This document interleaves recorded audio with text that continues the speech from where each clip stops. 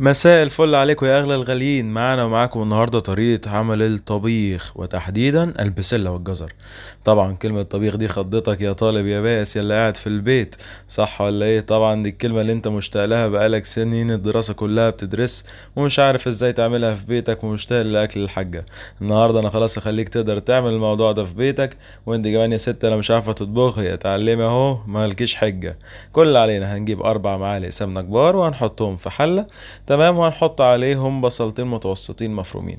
تمام، الموضوع بهذه البساطة، او اقول لكم خلوها 3 بصلات، يلا ان شاء الله مع حد حوش.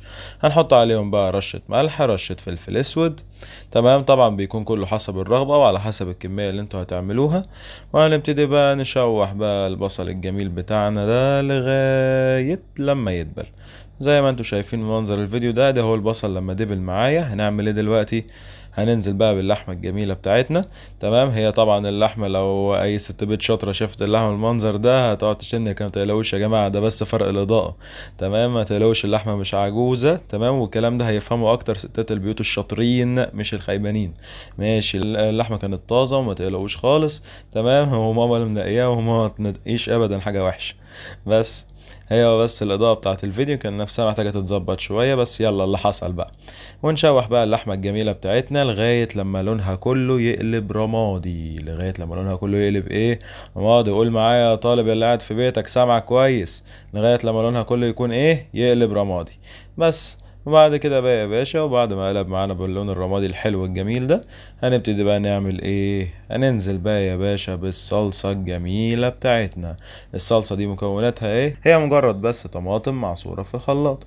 بس هنقعد بقى يا باشا نقلب في الحلة كويس جدا. لو في اي بصل ممكن يكون لازق في الحلة ولا حاجة نحركه.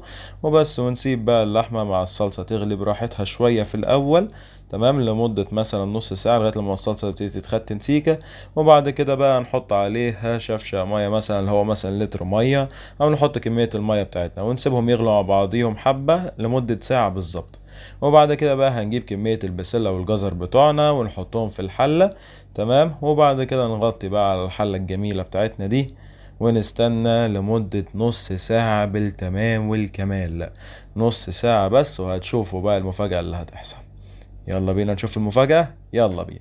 هذا هو يا جماعة الطبيخة بتاعتنا، الريحة اللي قلبت البيت ولا الحلاوة. انت كنت تتخيل يا طالب اللي قاعد في بيتك ان الموضوع ده هيبقى بالسهولة دي؟ انا ما اظنش الصراحة. تمام، الموضوع اسهل من كده مفيش. وانت يا ست يا لسه بتتعلمي الطبيخ اهو، مش محتاجة اي حاجة ولا ليكي حجة. لحمة بتدوب، بسلة دايبة، تمام، هي والجزر، لكن كل واحدة فيهم ماسكة نفسها مش مهرية. وده اللي يفرق. ساعة ونص بالظبط وهتاكلوا احسن طبيخة بسلة وجزر ممكن تدوقوها في حياتكم. يلا يا ابني بقى كده انزل لي بحتة اللحمة خلينا ناكل. واديك اهو يا طالب يا مغترب ويا ست لا بتعرفيش تطبخ، اكتشفت سهولة الطبخ قد ايه. والطبيخ بكل سهولة تعمليه في بيتك. تمام، والموضوع مش هياخد في ايدك ايه، مش هياخد في ايدك 5 دقايق بس. هتقف على النار وتسيب النار تقعد تكمل شغلها لوحدها. مفيش اسهل من كده. هتوفر وقت لمذاكرتك، وقت لاكلك، وقت كل حاجة. وهتاكل الاكلة اللي كنت بتاكلها من ايدين مامتك. يلا سيبكم انا عشان جعت، يلا سلام.